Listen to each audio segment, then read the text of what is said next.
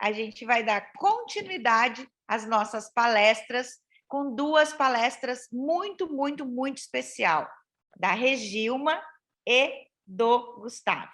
A Regilma, que é a nossa primeira palestrante da noite, é formada em Arquitetura e Urbanismo pela Universidade Federal de Pernambuco desde 2003, pós-graduando em Neuroarquitetura, de onde tem desenvolvido uma paixão ainda maior pelo que faz. Acredita e defende uma arquitetura como serviço necessário, que antes de atrair para a sua estética, cumpre o seu papel funcional, social e histórico, despertando sensações capazes de proporcionar bem-estar físico, mental e emocional. Procura sempre alcançar os resultados mais significativos através da valorização da empatia em suas relações com os clientes e fornecedores. Antes de qualquer coisa, de qualquer apresentação formal, Regilma é uma pessoa muito dedicada, muito esforçada, aquela pessoa realmente comprometida, apaixonada por tudo que faz. Então, nós vamos ter a honra de ouvir as contribuições que ela tem da neuroarquitetura para tornar a nossa vida mais leve, mais bem-estar, mais alegria e felicidade para o nosso lar. Seja muito bem-vinda. A professora Cíndia Bressan quer dar uma boa noite, seja bem-vinda. Com certeza. Gente, boa noite, uma excelente palestra. Tenho certeza que a Regilma vai trazer para a gente um momento de deleite fantástico, como todos os outros trainers trouxeram para nós na segunda noite, na terça pela manhã, na terça noite. É sempre um prazer poder ouvi-los.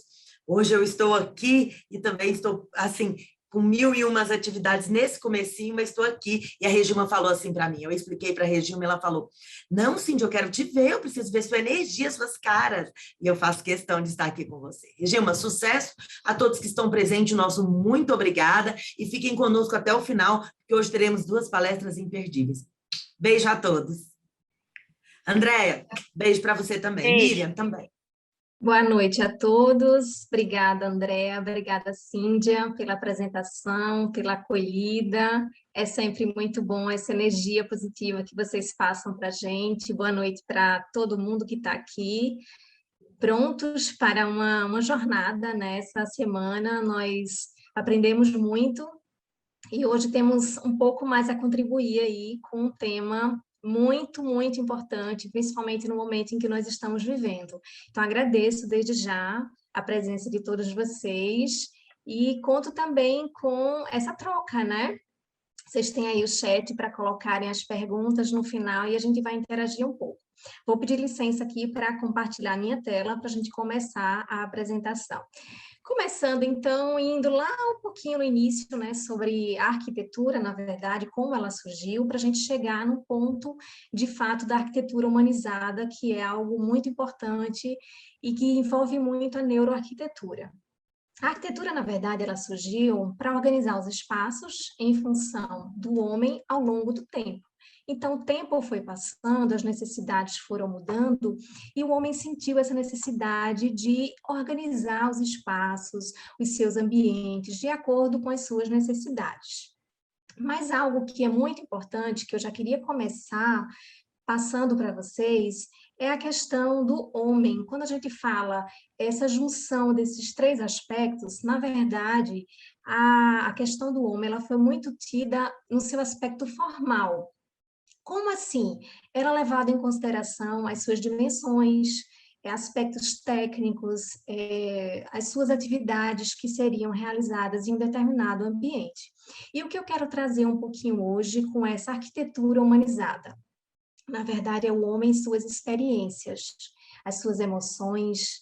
Então, assim, é trazer um olhar diferenciado, não apenas do homem enquanto forma física, suas dimensões, o que ele ocupa, as suas atividades. Muito além que isso, né? A gente vai falar um pouco dessa experiência e das emoções que são impressas no ambiente através do comportamento do homem.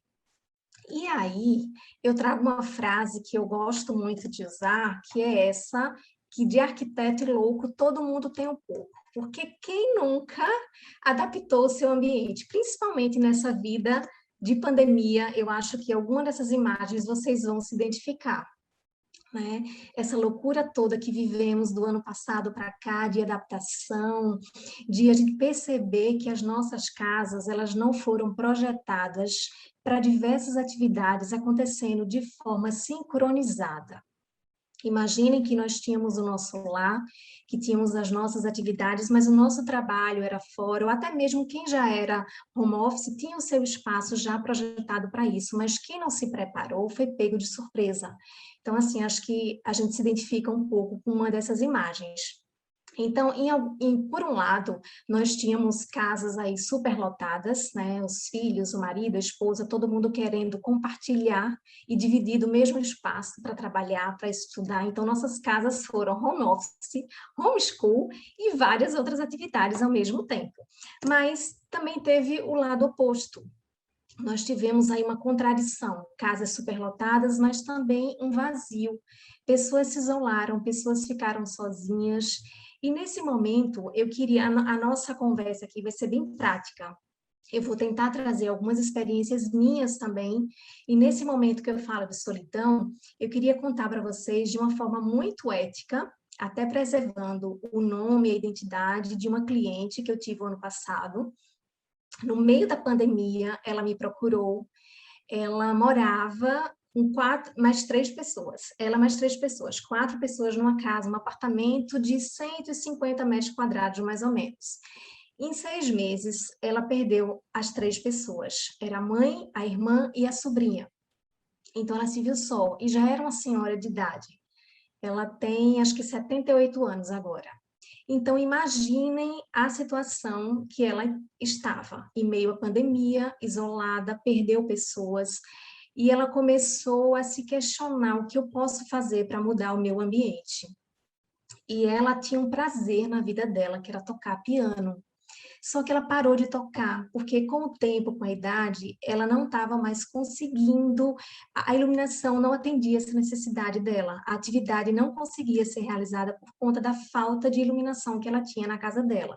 E aí ela me chamou, ela queria muito mudar o espaço dela, mas a casa ela é toda na laje, ela não tinha forro de gesso para a gente trocar a iluminação, aumentar a iluminação, então não tinha como fazer isso sem quebrar. Eu propus a ela fazer uma obra no apartamento dela, e aí ela falou que não queria, o máximo que ela me permitia era bater um prego na parede. Não queria poeira, não queria nada, ela queria mudar, mas queria pouca intervenção. Então, fica comigo que no final eu vou mostrar para vocês qual foi a solução que a gente deu para a casa dela. E aí eu entro um pouquinho na neuroarquitetura para vocês entenderem qual é o processo, como que a gente se preocupa tanto. Na verdade, a arquitetura é uma mediação entre o mundo e nossas mentes, ou seja, é muito a forma como eu enxergo o mundo, como eu vejo, como eu me relaciono, como eu identifico os problemas, como eu dou solução para os problemas. E aí a gente vê que a história, a cultura e os costumes influenciam muito. Então, quando eu vou fazer um projeto para uma cliente, eu preciso entender a sua história, as suas necessidades, a sua cultura que vai influenciar. Então, se eu faço um projeto para a Andrea, é diferente de um projeto para a Cíndia. A cultura de cada uma é diferente, os costumes são diferentes, e isso é levado em consideração. E outra coisa que eu gosto muito, essas 2 frases são de um arquiteto, ele é autor de um livro muito bom, se tiver algum arquiteto aqui que eu sei que tem, A Mente, Os Olhos da Mente.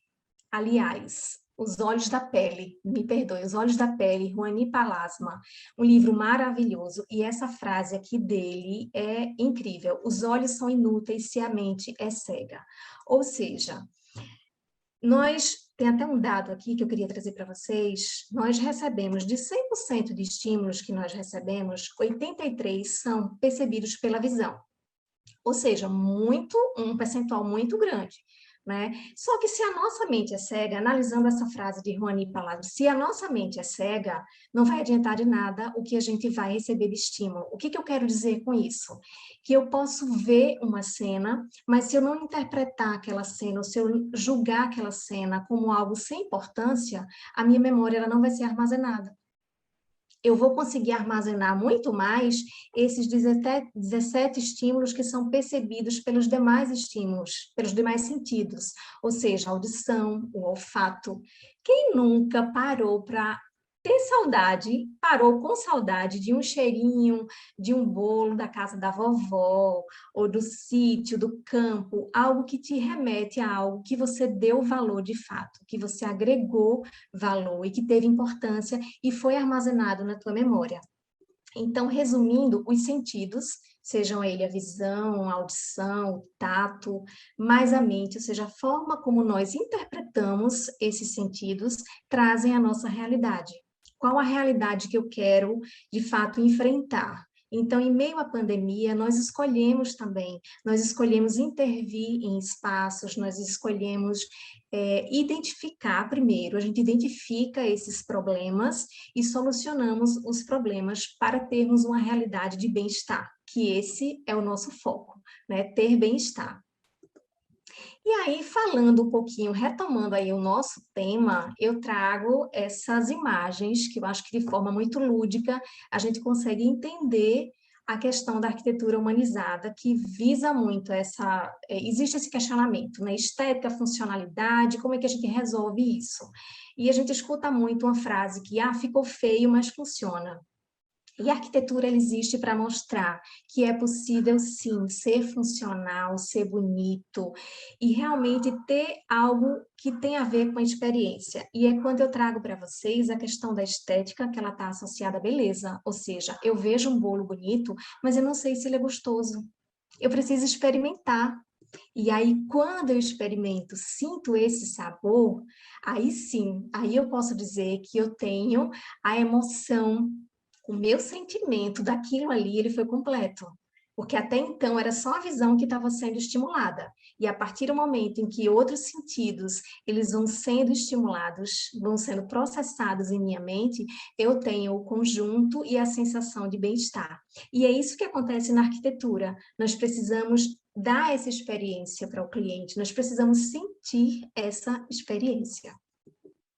E a neuroarquitetura, ela é um tema muito amplo, muito complexo, mas eu queria trazer para vocês hoje dois aspectos que são os mais utilizados, digamos assim, ou um dos mais utilizados para gerar esses ambientes que podem trazer e devem trazer a sensação de bem-estar e de prazer associado a algum recurso, algum artifício que a gente utiliza. O design biofílico, bio é vida, filia, amor, ou seja, amor à vida. Então, tudo que é natural, tudo que é da natureza, tudo que remete à natureza, nós tentamos inserir. Mas a neuroarquitetura, ela trouxe uns estudos que são maravilhosos, que trazem um conceito, até então, um pouco, nós víamos com preconceito. A questão do artificial. Por quê? Porque se achava que apenas plantas naturais dentro de casa traziam esse efeito. E eu vou mostrar para vocês alguns recursos que podem ser utilizados quando a gente não consegue ter plantas naturais dentro de casa. Isso também acontece com a iluminação. A iluminação natural, claro que ela é bem-vinda, ela tem uma resolução e o resultado dela é muito mais intenso quando se fala da saúde, né? Saúde mental, saúde física. Mas nós também podemos agregar, inserir a iluminação artificial para fazer valer ou substituir a iluminação natural quando a gente não consegue. Então, a gente vai aprender um pouquinho isso também. E aí eu trago só alguns dados para vocês também, para mostrar a nossa preocupação em relação a essa biofilia, ou seja, o contato com a natureza. 55% da população, esses são dados da ONU de 2019, afirma que 55% da população vive em áreas urbanas. Ou seja, daqui a 29 anos, né, a previsão para 2050, essa população passará a ser 70%. Então, assim, está tendo realmente uma fuga, digamos assim, e um acúmulo muito grande de pessoas nas cidades, nos grandes centros urbanos, e aí você vê a perda que nós temos em relação a esse contato. E a questão da neuroarquitetura traz muito esse resgate. né? O que eu posso fazer se eu tive uma infância na natureza, o que eu posso fazer hoje para resgatar esses momentos. Eu, por exemplo, eu não nasci na capital, eu sou do interior. E eu tive a minha infância toda tendo muito contato com sítio, com fazenda, com animal. E isso faz toda a diferença na nossa vida. E eu vejo hoje em dia a juventude muito tecnológica, né, sem ter muito esse contato com a natureza. E a gente tem percebido os resultados disso em comportamentos, né? Isso aí, os psicólogos aqui do nosso grupo sabem bem disso. Mas a gente tem também outras informações sobre essa questão aí, homem-natureza, né, que potencializa o desenvolvimento cognitivo e psicossocial da criança. No ambiente de trabalho também tende a aumentar a criatividade em 15% e a produtividade em 6%. Isso aí é incrível, né? E a gente realmente percebe, existem estudos que, de fato, trazem esse bem-estar no ambiente de trabalho, que melhoram, inclusive, as relações entre as pessoas no ambiente de trabalho, e a criatividade também ela é estimulada. Em ambientes hospitalares, isso também é uma curiosidade, eu ia até trazer, mas para a gente resumir um pouco, eu trouxe só a informação. Em ambientes hospitalares, a natureza, quando ela é inserida, seja de forma natural, que aí seria fora, né, quando tem janela para poder a pessoa o paciente ter acesso àquela imagem, ou até mesmo um quadro, algo que seja estático, mas que remeta à natureza. Isso faz com que os pacientes tenham uma redução na quantidade de medicação ingerida e também no tempo de internação. É bem interessante, esses dados são bem importantes. E aí, uma informação também que eu trago é não só o verde enquanto cor, o verde é vida, ela é conhecida como a cor do equilíbrio, porque no espectro de cor visível que nós enxergamos, nós conseguimos enxergar 7 cores, né? E o verde está bem no meio, ele é o centro desse espectro visível. Então, não apenas enquanto cor, mas enquanto verde natureza. A gente vê aí que hospitais usam muito verde, então por que não usar e saber usar essa cor nos ambientes e também introduzir a natureza dentro dos espaços? E aí, só vendo um pouquinho da evolução da iluminação, ela surgiu para a visão, ou seja, precisava ter luz para a gente enxergar, precisava da luz, a arquitetura se usou durante muito tempo, fez uso da luz para destacar, hoje ela usa muito, mas eu quero trazer para vocês a questão da luz associada à saúde. A arquitetura usava a luz para destacar obras de arte, se preocupava muito, né, com detalhes, qual é o cenário que eu quero criar dentro de um espaço. Mas hoje ela evoluiu.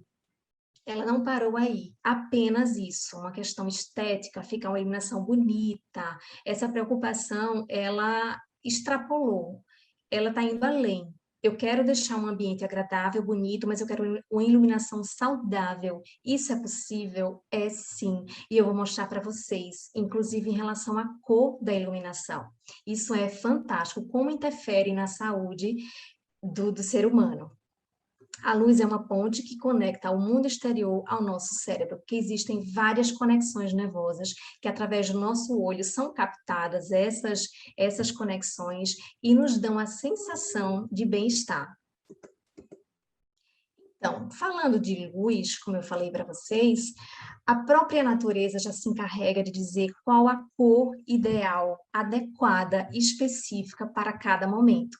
Aqui a gente vê uma evolução da luz natural, ou seja, logo cedo ela era meio avermelhada, depois ela vai perdendo um pouco o vermelho, vai ficando meio branca, vai tomando uma cor azulada e depois ela volta para a sua cor inicial. O que que isso acontece? Isso aqui, na verdade, nos está mostrando um ciclo.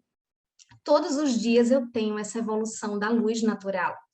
E aí a gente começou, nós arquitetos, né, os cientistas começaram a estudar e viram que essas cores, ela tem tudo a ver com a evolução também da luz natural. Elas foram criadas para simular ambientes de acordo com a natureza. Ou seja, o nosso corpo, ele foi criado, nós fomos criados para ter uma evolução que nós chamamos de ciclo circadiano, ou seja, em 24 horas acontecem situações no nosso corpo, alguns processos são realizados em nosso corpo, que ao mesmo tempo a luz também ela vai mudando e o nosso corpo vai recebendo estímulo daquele momento, ou seja, durante o dia o nosso corpo produz cortisol, à noite, na escuridão, produz melatonina. Então tem tudo a ver o ser humano com a iluminação. E aí eu queria mostrar para vocês um pouquinho desse ciclo circadiano que tem um histórico aí dessa iluminação, ou seja, para cada cor de luz, que a gente também chama de temperatura, existe um estímulo que dá uma sensação e que produz também hormônios necessários para a nossa saúde. Isso aí, o ciclo circadiano, ele sincroniza o nosso organismo ao meio ambiente. Ou seja, eu estou no espaço, como eu falei para vocês, que a tendência é que as pessoas saiam da natureza para ir para os centros urbanos, então o que acontece? As pessoas ficam muito tempo numa sala fechada. Escritórios, na sua casa, muitas vezes ambientes sem janela, e aí o seu corpo precisa ser avisado que esse ciclo circadiano, ele está funcionando. Eu tenho um relógio biológico dentro, nós temos um relógio biológico e o tempo lá fora, a luz, ele é sincronizado com esse nosso relógio biológico. Então, se lá fora é noite e eu estou aqui dentro à noite com a luz branca, eu estou incoerente. Vocês concordam? Mostrei para vocês que tem a evolução das cores da luz, ou seja, à noite a luz não é mais azulada. Então, nós precisamos sincronizar esses movimentos, essas especificações de iluminação a partir da iluminação natural. Isso é iluminação saudável. E aí tem as funções fisiológicas que estão alinhadas, né, com todo esse ciclo circadiano que a gente fala, a digestão, o sono. Gente, o sono, como influencia a iluminação? A gente tem aí um alto índice de pessoas estressadas e dizem que pessoas cansadas são mais estressadas.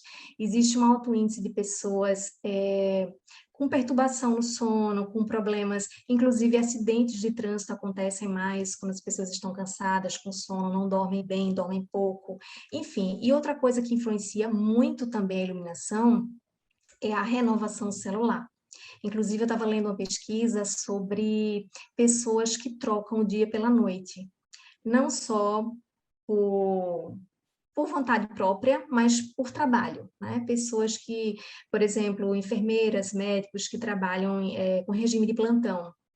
Essas pessoas, elas não têm uma renovação celular da forma correta, como deveria ter, porque se vocês olharem aqui, é das 9 horas até 1 hora da manhã o pico de produção de melatonina. E a melatonina, ela é responsável por essa renovação celular. E se das 9 a 1 hora da manhã você está exposto à iluminação branca principalmente, aí é que complica. É bem complicado, porque aí você está dizendo para o teu corpo, para o teu cérebro, que não é para produzir melatonina, porque ainda é dia. A luz branca vai dizer para o corpo que não trabalhe. E aí o que acontece? Algumas pessoas passam a tomar melatonina artificial, comprimido, e avisa para o corpo também, ó, não trabalha porque já tem melatonina no teu corpo. Então, em determinado momento, pode ser que teu corpo passe até a produzir menos por conta desse incentivo que você mesmo fez de forma artificial. E aí um alerta, né, para o celular e computador, que nós usamos muito. A carinha de Cindy aí preocupada, de fato, depois das 9 horas, não deveríamos fazer uso de celular e de computador. Mas eu tenho uma dica para vocês. Eu não coloquei aqui, mas existem uns óculos que são de lente amarela. Eu posso depois colocar aí para as meninas botarem na página do Treine de Sucesso no Instagram. É um óculos que você coloca, para quem usa óculos, pode botar por cima dele, é como se fosse um EPI, um equipamento de proteção, e aí vai filtrar a iluminação azul dos equipamentos, né? Que por mais que os equipamentos digam, por exemplo, iPhone você vê que tem uma tela de proteção, à noite escurece, o meu tem isso, mas eu já pesquisei e não funciona. Tá? Por mais escura que a tela fique, ela ainda emite a cor azulada, que prejudica o nosso sono. E aí vamos para a prática, né? Depois de ter falado um pouquinho aí de conceitos, vamos ver alguns ambientes comerciais e residenciais com arquitetura humanizada. Eu gosto muito desse exemplo que a Apple Store, ela enquanto tecnologia, né, high-tech, as lojas da Apple eram muito puro equipamento, pura tecnologia. E aí, o que eles fizeram? Essa loja ela foi reinaugurada. Isso aqui é uma caixa de vidro, puramente tecnologia. Então, você olha assim, o que isso tem de humanizado? Realmente não tem nada. Né? Isso aí até assusta. Nossa, é algo assim encantador, mas não é humanizado, até pela escala humana. Se você olhar aqui, o tamanho das pessoas é algo assim muito desproporcional, se a gente for falar em termos de escala humana. Mas o que eles fizeram? Criaram espaços acolhedores dentro. Então, a Apple, de fato, quer vender uma experiência. E qual é, assim, a estratégia que eles usam? Eles estão trazendo mais elementos da natureza, ou seja, madeira, né? E estão trazendo árvores para dentro das lojas. E a estratégia é que sejam altas, ou seja, você tem uma sensação de bem-estar ali na loja, mas ela não interfere nas vitrines e nos produtos que estão expostos. Então, isso é uma estratégia biofílica. Eles estão trazendo a natureza para dentro dos ambientes, trazendo de fato um ambiente mais acolhedor, que as pessoas se sentem à vontade. E pesquisas foram feitas e as respostas sempre dizendo que o cliente passa a comprar mais depois dessa experiência de compra diferenciada de um espaço mais humanizado. E aqui já são alguns exemplos meus de autoria, né? E aí eu queria passar para vocês um pouquinho assim da experiência e o antes e depois mostrando o que a gente conseguiu inserir dentro desses espaços. Ou seja, aqui a gente vê de fato uma mudança em termos de estética, mas onde que a biofilia entra nesse espaço? A luz branca, ela é mais adequada para atividades, ou seja, na cozinha o ideal é ter luz branca. Mas esse cliente especial não suporta a luz branca. E aí ele falou, eu quero uma cozinha com a luz amarela. E eu falei, nossa, e sua secretária, como que ela vai trabalhar? Eu preciso, por uma questão de segurança, a luz branca, de fato, ela é mais indicada. E aí nós criamos esses nichozinhos de um lado e do outro com a fita de LED, mas a foto não está retratando exatamente o que eu queria mostrar para vocês, mas eu vou explicar. Em cada nicho desse, nós temos 2 circuitos, ou seja, eu tenho a opção de ter uma fita de LED branca e tenho a opção de ter uma fita de LED amarela, ou seja, quando a funcionária vai trabalhar, ela pode colocar tudo luz branca. Mas aí, quando o cliente vai usar, fazer suas refeições, ele acende a luz amarela. Então, ele ficou muito satisfeito, e a arquitetura humanizada é isso. Ver a satisfação do cliente, você vê uma experiência, uma realização de algo que ele idealizava. Aqui é um condomínio, que foi bem interessante também isso aqui, um condomínio numa rua bem conhecida aqui em Recife, uma visão belíssima aqui, bem tradicional, e esse hall tinha um painel de madeira original que eles queriam tirar porque estava todo danificado a parte de baixo. E eu passei um tempão olhando para ele, achando aquilo ali fantástico, algo da natureza dentro do espaço, e eles vão perder uma madeira maciça. E aí foi quando eu perguntei se a cor era essa original, eles disseram que não, e que justamente ao longo do tempo, pela madeira ter sido tão trabalhada, tão modificada, tinha incomodado essa cor final. O resultado final não estava mais agradando aos moradores.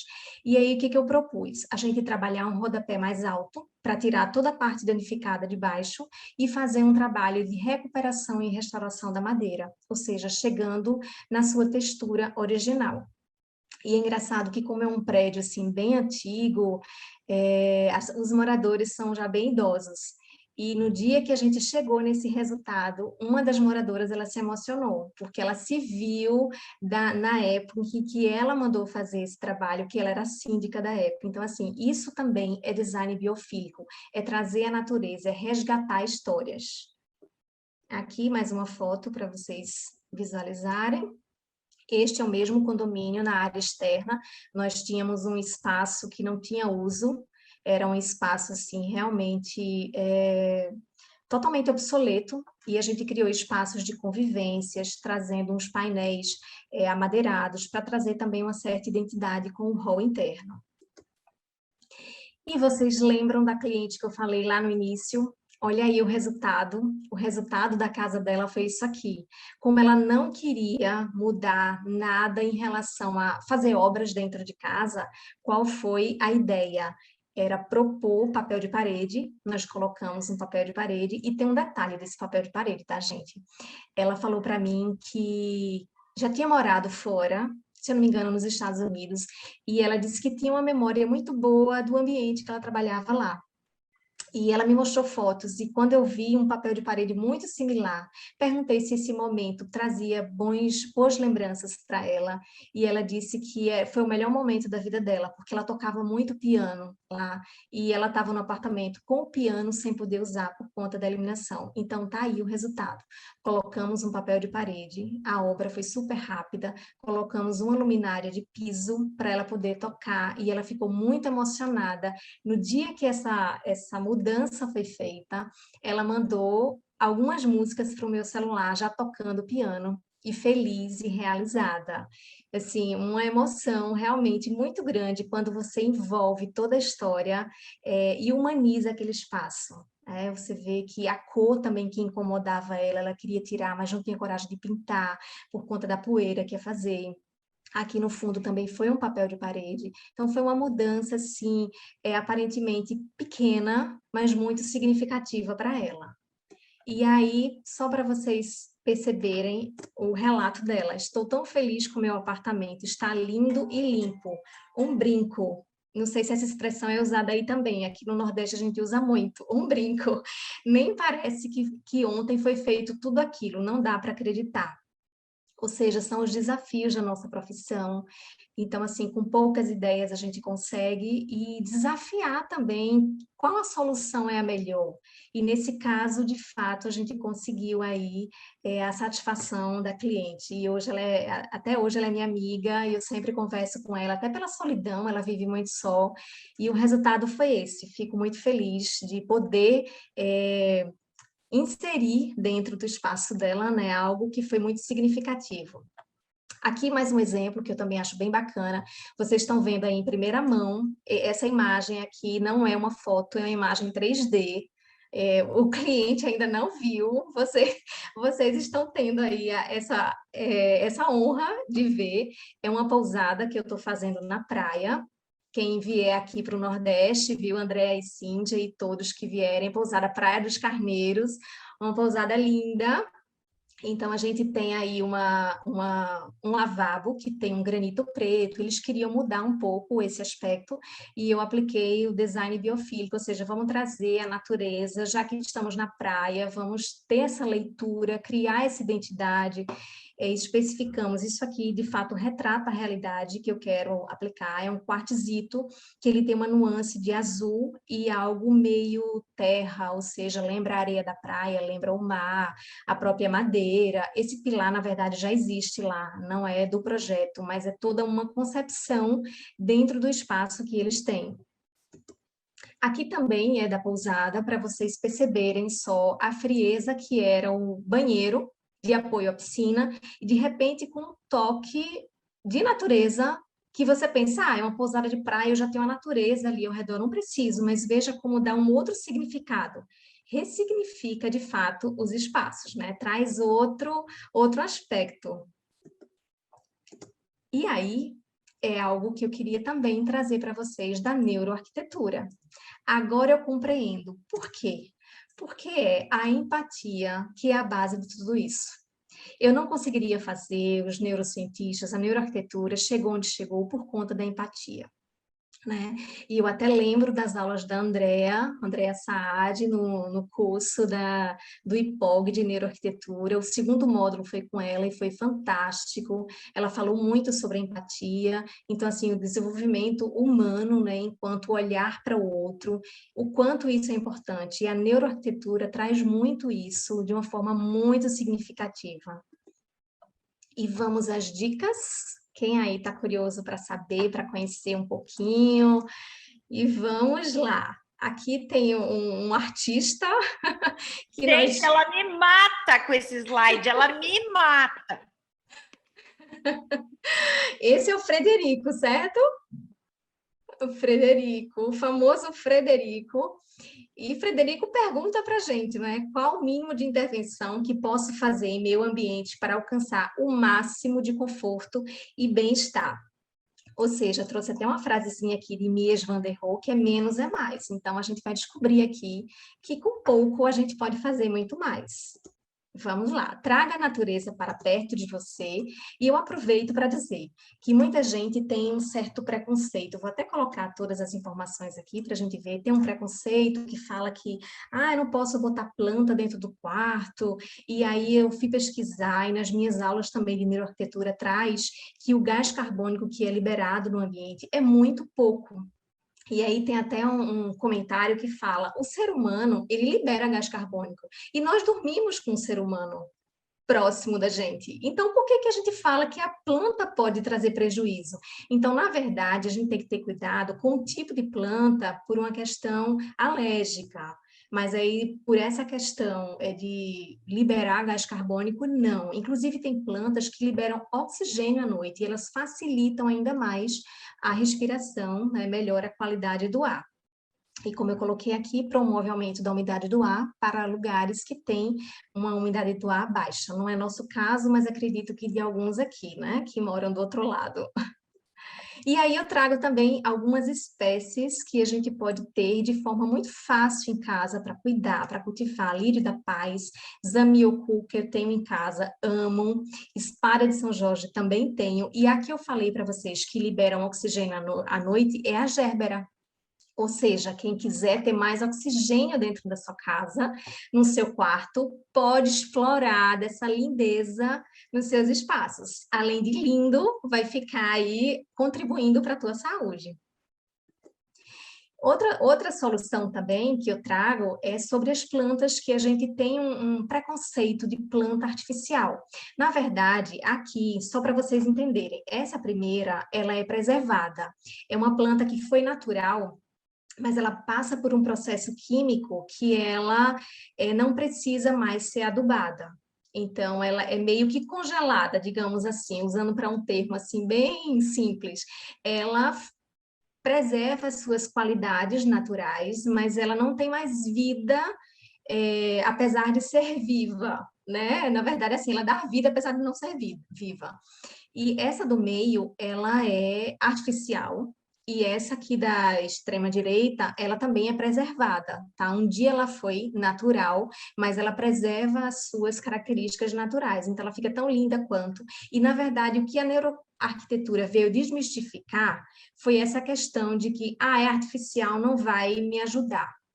Vai sim, existem estudos que falam que essa ilusão biofílica, quando você traz a ilusão do verde para dentro de casa, ainda que não seja natural, mas a sensação de ter aquilo ali, mesmo não sendo natural, traz benefícios para a tua saúde. Isso é bem importante.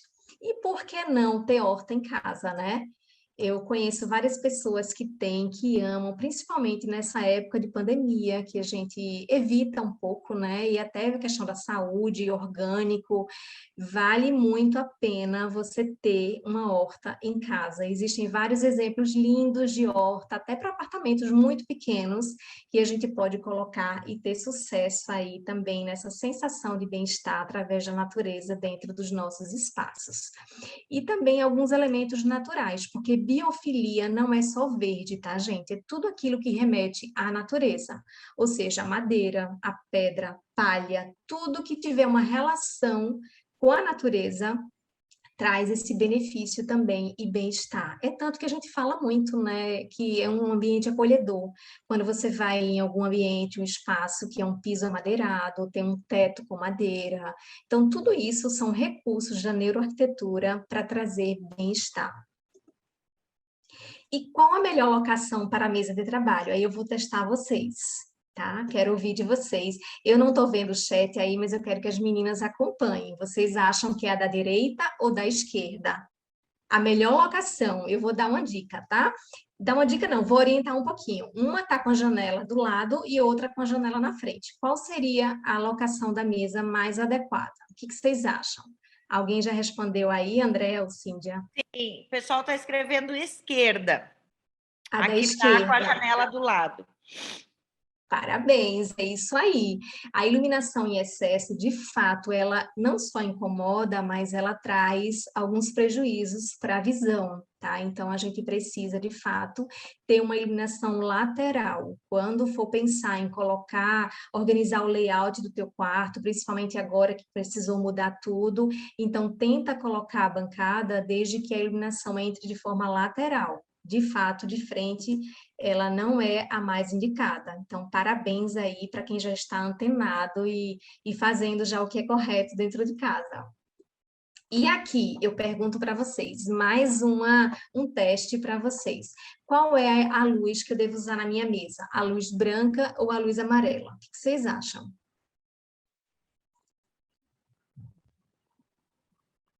Na hora de estudar, na hora de trabalhar, você acha que tem que ter uma luz branca na tua bancada ou uma luz amarela? E aí? Alguém respondeu? Cindy e Andréa querem arriscar? Pessoal, a Bruna disse amarela, a Miriam disse amarela, a Cíndia disse amarela, a Bruna disse branca, me cansa muito.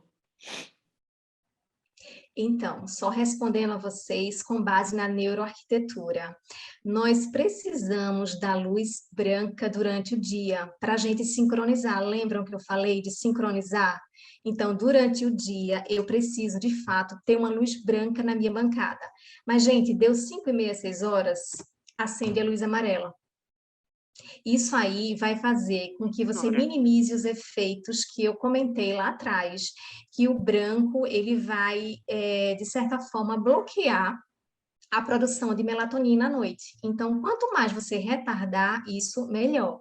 Então, assim, existem, na verdade, tem a luz amarela que a gente compra no comércio, mas o certo mesmo é a luz âmbar, porque até a luz amarela tem um pouco do azul nela, na composição.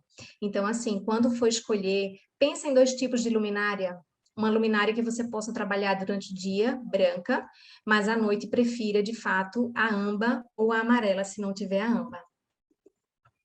E eu também queria... Opa, acho que eu sei demais. Aqui eu queria compartilhar com vocês um vídeo que eu acho que resume um pouco tudo que nós falamos aqui. Deixa eu só ligar ele aqui.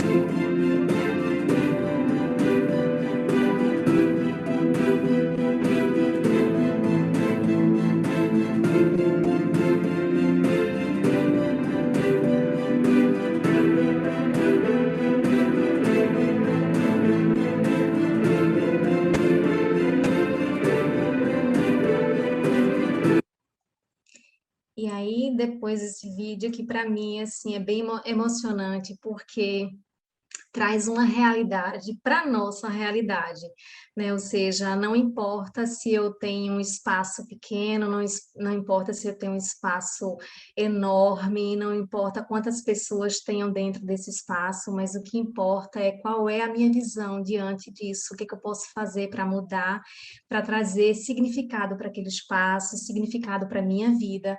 E eu queria finalizar com esse texto, que é uma adaptação que eu fiz, na verdade, que fala o seguinte: o papel da arquitetura não é neutro.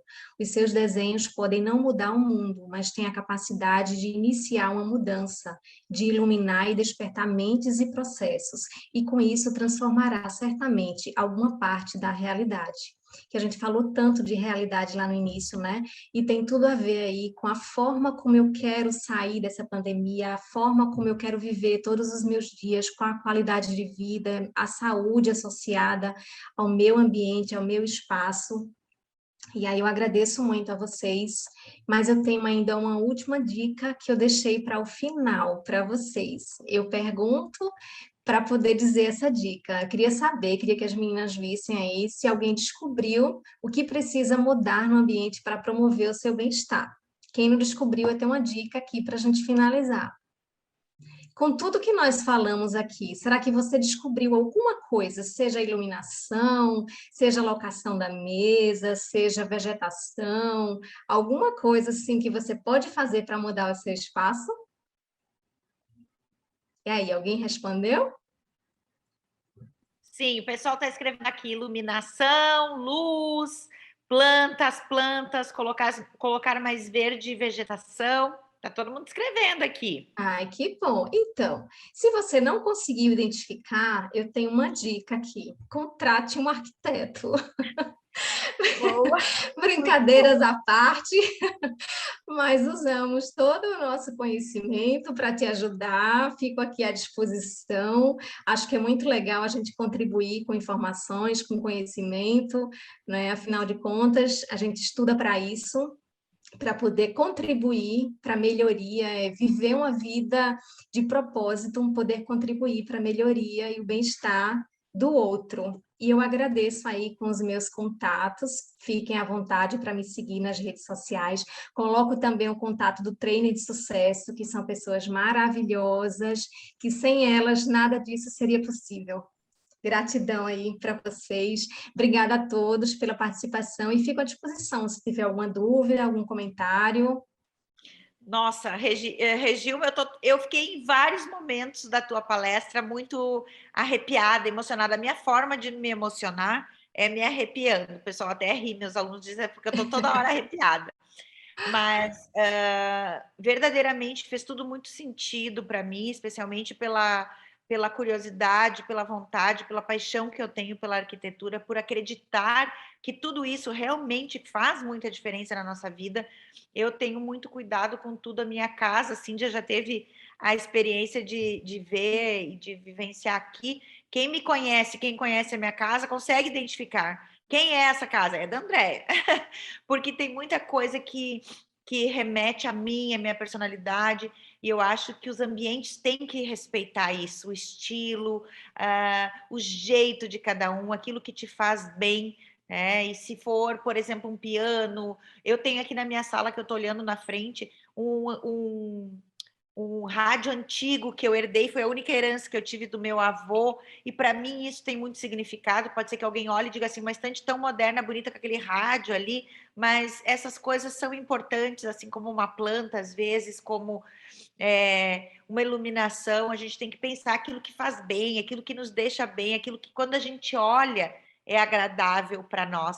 E isso não tem uma regra específica que tem que ser assim o assado. Acho que a gente respeitar, né, as nossas individualidades é muito lindo. E eu acho que em vários momentos você trouxe isso com muita qualidade, com muita segurança, com muita leveza. Eu acho que foi lindo demais a sua apresentação. Eu acho que foi significativa. E por fim, eu só quero dizer uma coisa ali, quando você brinca que contrate um arquiteto. em todas as profissões. Eu sempre falo isso da administração, para tirar a arquitetura agora. Eu digo, a gente acha, todos acham, que sabem administrar. Aí tem um empresário que tem uma empresa que fez ela crescer e ele acha que ele administra ou que ele sabe administrar, assim como eu acho que eu sei decorar e enfeitar a minha casa, assim como minha mãe acha que ela sabe me medicar ou medicar meu filho quando está doente. E a gente não para pensar muitas vezes o que está por trás disso. Por exemplo, uma ferramenta de gestão, de administração, que a gente demora aí 5 anos para se formar, estudando, aperfeiçoando, faz total diferença na hora de aplicar para, por exemplo, uma tomada de decisão gerencial. Da mesma forma, é evidente que existem coisas que a gente pode fazer de uma forma empírica, pela nossa autopercepção, pela nossa sensações e a gente mudando as coisas na nossa casa ou fazendo por nossa conta. Mas é óbvio que se existe um profissional que estuda e que chega a um nível de estudar muito mais do que a arquitetura, estudar neuroarquitetura como você, por exemplo, tem uma contribuição muito significativa, tem um diferencial, é óbvio. Então, eu acho que a gente tem que contemplar sim, a gente tem que se valorizar enquanto profissional e a gente tem que dizer que a gente faz a diferença, que cada um pode fazer um pouco disso e cada um sabe administrar, assim, cada um sabe decorar a sua casa e fazer pequenas obras, mas se existe um profissional habilitado, a gente tem condições de contratá-lo, a gente deve fazer isso. E assim eu encerro a minha fala, agradecendo a participação de todos aqui nessa palestra e parabenizando você, dizendo que várias pessoas deixaram contribuições aqui também no sentido de que acharam significativa a tua palestra, a tua fala, muito bom, top, parabéns, linda apresentação, mega conteúdo.